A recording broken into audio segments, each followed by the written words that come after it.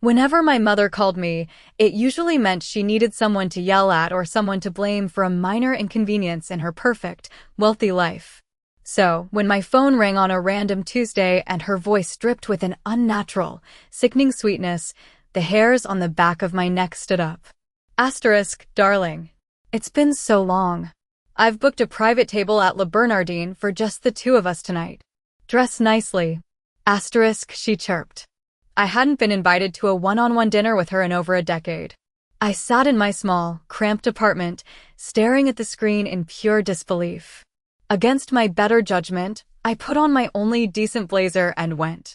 When I arrived, she was already sipping a $300 glass of vintage Pinot Noir. She smiled, a tight, predatory smile that didn't reach her cold eyes. She didn't ask about my job, my life, or my well-being. Before the appetizers even arrived, she dropped the bomb. Your brother Julian is sick, she sighed, dabbing a fake tear with a silk napkin. Asterisk, his liver is failing. The waitlist for a transplant is too long, and he doesn't have time. So, the doctors say living donation is the best route. You share his blood. You are going to be his donor. Asterisk, she didn't ask. She didn't plead. She stated it as an absolute, undeniable fact, as if she were ordering a side of asparagus from the waiter. I was completely paralyzed. To truly grasp the sheer audacity of her demand, you have to understand the nightmare of growing up in my family. We were wealthy. My late grandfather had built a massive real estate empire, but you wouldn't know it by looking at me. While I spent my teenage years wearing thrift store clothes and working double shifts to pay for my own state college tuition, my older brother Julian was the undisputed golden child. Julian was treated like a prince who walked on water.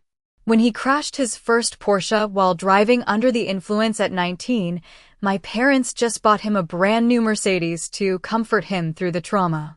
Julian never worked a day in his life. Instead, he spent the last 10 years snorting away his trust fund allowance and drinking top-shelf tequila at VIP clubs in Miami until 4 a.m. every single night. He systematically and intentionally destroyed his own body with a decade of reckless, non-stop partying. And now that his liver had finally thrown in the towel and surrendered to the alcohol abuse, my mother expected me, the daughter she had ignored and treated like a disposable servant for 25 years, to just slice myself open and hand over a piece of my healthy organs to save him. I wasn't a daughter to her. I was just a walking, breathing bag of spare parts waiting in the trunk for her precious son. I stared at her across the candlelit table, my hands trembling with a mix of shock and boiling rage.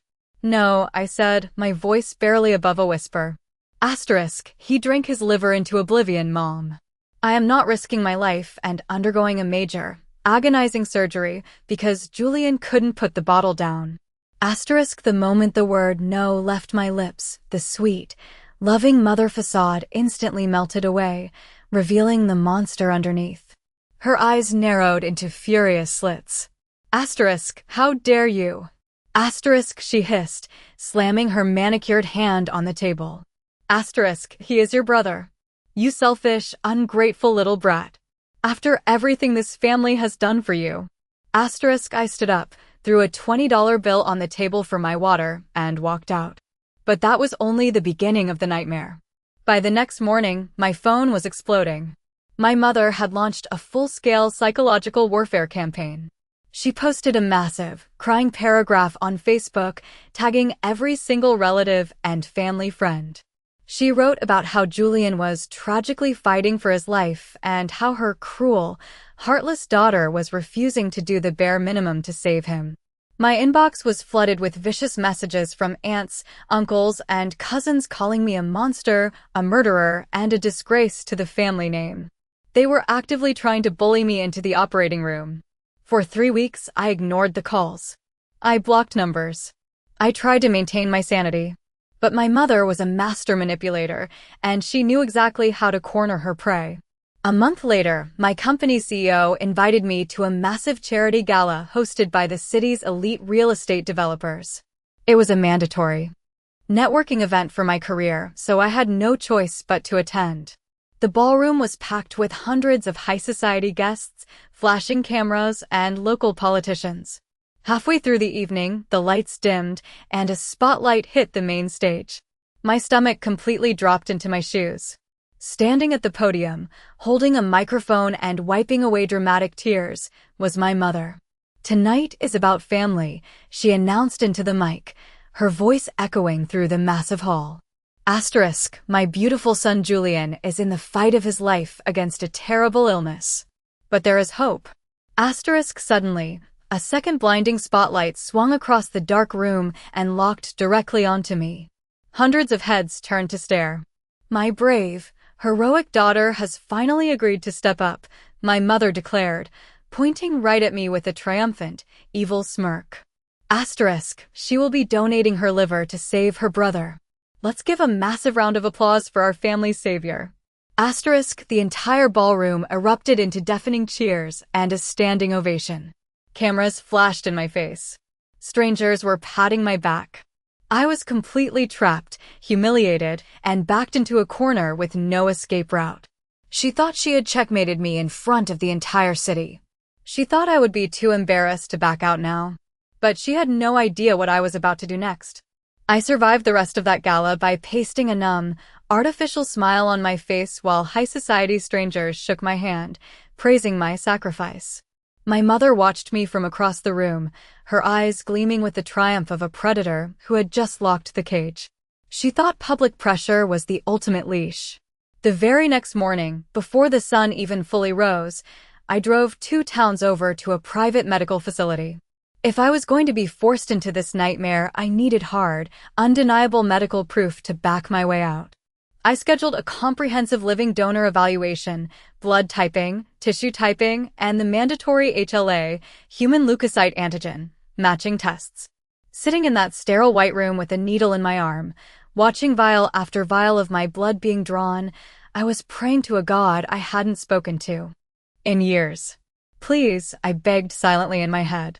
"Let me have the wrong blood type. Let my antibodies clash. Let me be incompatible." I just needed a piece of paper from a certified doctor saying I physically could not do this, so my mother's public smear campaign would fall apart. I expected to wait a week for the results. But what I actually got was a revelation that would shatter our entire family tree. 3 days later, I was called back into the clinic. Dr. Evans, the head of the transplant evaluation team, walked into the consulting room holding a thick manila folder. He didn't look like a doctor delivering routine lab results. He looked deeply uncomfortable, shifting his weight and avoiding direct eye contact. He sat down heavily across from me. "Well," he started, his voice gentle, "I have good news regarding the surgery. You will not have to undergo the procedure. You are absolutely not a tissue match for Julian." A massive, suffocating weight lifted off my chest. I actually let out a breathless laugh of pure relief. But Dr. Evans didn't smile back. He opened the folder and pushed a printed chart toward me. During our deep genetic screening to map out the exact HLA discrepancies, the lab flagged a significant genetic anomaly. Usually, full siblings share around 50% of their DNA markers. We ran the test twice to be absolutely certain of the error margin. He paused, looking at me with genuine sympathy. "You and Julian only share about 25% of your DNA. The genetic markers definitively prove that you two do not share the same biological father. You are only half-siblings." The sterile air in the room suddenly felt entirely too thin to breathe. The humming of the fluorescent lights above me sounded like a jet engine. I stared at the medical chart, the black and white numbers burning into my retinas. Half-siblings.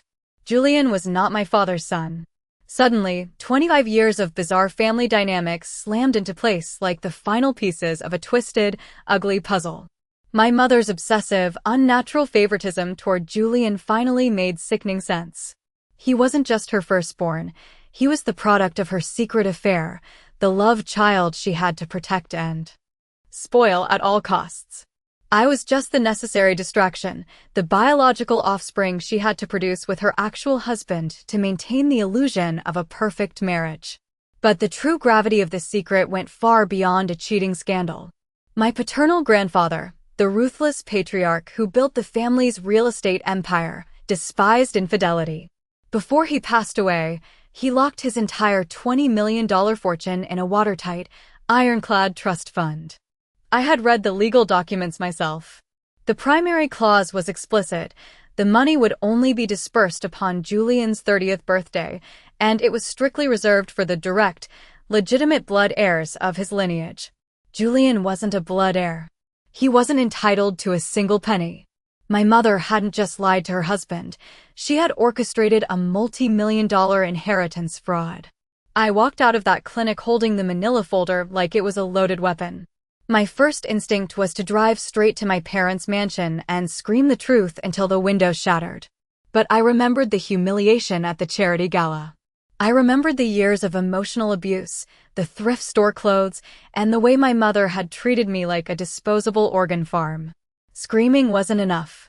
I needed to burn her fake kingdom to the ground. I sat in my car and dialed my mother's number. "Mom," I said, injecting as much fake exhaustion into my voice as I could muster. "I went to the clinic. I've started the medical screening process. I'm moving forward with everything." I could practically hear her smug, victorious grin through the speaker. "I knew you'd finally see reason and stop being so dramatic, darling," she gloated. As soon as I hung up, I put the car in drive and headed straight to the downtown financial district. I wasn't going to the hospital. I was going to the office of Mr. Caldwell, the ruthless, terrifying estate lawyer who managed my grandfather's $20 million trust. And after that, I had a very private, very painful meeting scheduled with my biological father. My mother thought she had trapped me with a public dinner. So, I decided it was only fitting to spring my trap exactly the same way. 2 weeks later, the night before the supposed transplant surgery, my mother hosted an extravagant, pre-recovery celebration at the family estate. It was a grotesque display of wealth and fake affection. The massive dining room was decorated with imported flowers, catered by a Michelin star private chef, and packed with our extended family, the exact same aunts and uncles who had cyberbullied me on Facebook just a month prior. Julian sat at the head of the table. Even with his skin tinted yellow from jaundice, he still wore a designer silk shirt and complained loudly that the chef wouldn't let him have just one glass of vintage champagne. My mother sat next to him, holding his hand, looking like a tragic, heroic matriarch. I was seated at the opposite end of the long mahogany table, nursing a glass of sparkling water. Throughout the four-course meal, my mother made sure to throw subtle, passive-aggressive jabs my way. "We are just so incredibly blessed that our little girl finally found her conscience," she announced loudly to my Uncle Richard. It took some convincing, of course. Some people just don't understand the meaning of family loyalty until they are pushed. But all's well that ends well. She raised her glass to me, her eyes flashing with pure, arrogant dominance. She thought she had completely broken me. She thought I was going to the hospital at 6 a.m. the next morning to be butchered for her golden child. I simply smiled back, reaching into my leather tote bag to feel the thick, sealed manila envelope. As the dessert plates were being cleared, my mother tapped her spoon against her crystal wine glass. "Speech. Let's have a toast from our brave donor," she demanded, and the entire table started clapping. I stood up slowly. The room went completely silent, all eyes on me. I didn't pick up a glass.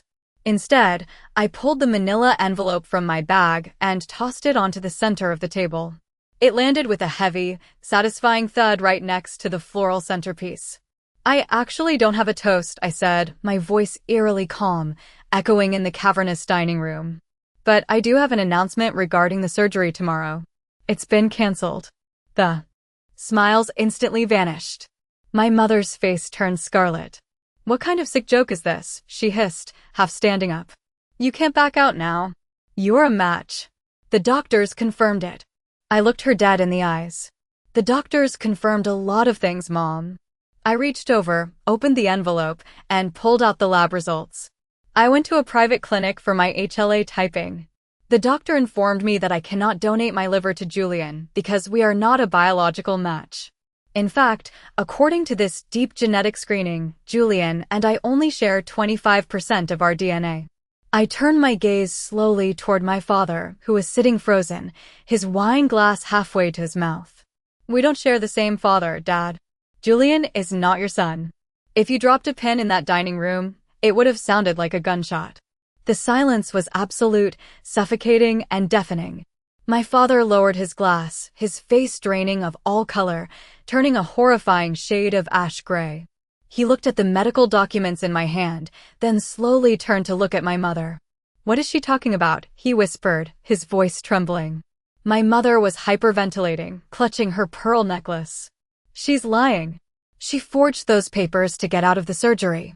She's a psychotic, selfish liar," she shrieked, pointing a shaking finger at me. "I am not lying," I replied coldly. "And Mr. Caldwell agrees with me." The mention of the ruthless family estate lawyer made my mother physically stumble backward. "I gave Mr. Caldwell a certified copy of these results yesterday morning," I continued, raising my voice over her hysterical sobbing. "He has already contacted the bank. Grandpa's $20 million trust fund was strictly designated for legitimate, biological heirs of this bloodline. Julian's access to the family accounts has been completely frozen, effective immediately. And Mom? Mr. Caldwell is drafting Dad's divorce papers and a massive lawsuit for decades of financial fraud as we speak." Julian knocked over his chair, staring at his mother in absolute horror, not because of the betrayal, but because the money was gone. The fallout was the most spectacular collapse of a fake empire I could have ever imagined. The dinner party abruptly ended with my father locking my mother out of the estate that very night. Stripped of the prenuptial agreement due to her infidelity and fraud, she was left with absolutely nothing. No mansion, no designer clothes, no high society galas. Julian didn't get my liver, and he certainly didn't get the $20 million. Without the family wealth to buy his way to the top of private transplant lists, he was forced onto the standard national registry. He eventually survived by receiving a deceased donor's liver a year later, but his life of luxury was permanently over. He now lives in a cramped, two-bedroom apartment, working a minimum-wage desk job to pay off his staggering medical debts, completely cut off from the lifestyle he once flaunted. As for me, the $20 million trust fund defaulted entirely to the only legitimate blood heir of the family, me. I didn't buy a Porsche or throw lavish parties. I invested it, bought a beautiful, quiet home far away from all of them, and finally started living the peaceful, wealthy life that my mother had tried so desperately to steal from me.